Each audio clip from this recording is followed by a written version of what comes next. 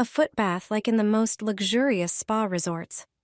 Pure relief for your feet, with better results than a visit to the spa. It all starts with a few fresh sprigs of rosemary. Rosemary gently warms and helps you relax. Cut the sprigs and place them in a pot. Pour in about 1 quart of water. Let it simmer for 20 minutes to release the best of the rosemary. Add about 3½ ounces of vinegar and 1 tablespoon of salt. The vinegar helps cleanse, refresh, and soften the skin, while the salt supports relaxation and reduces the feeling of heaviness and fatigue. It's a simple yet effective duo that enhances the power of the herbs. Pour the mixture into a bowl and add some more warm water. Soak your feet and leave them in the bath for 15 minutes.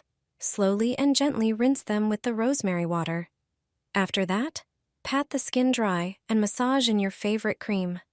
Your feet will feel smooth, fresh, and relaxed. A home ritual that combines care with a quiet moment just for yourself.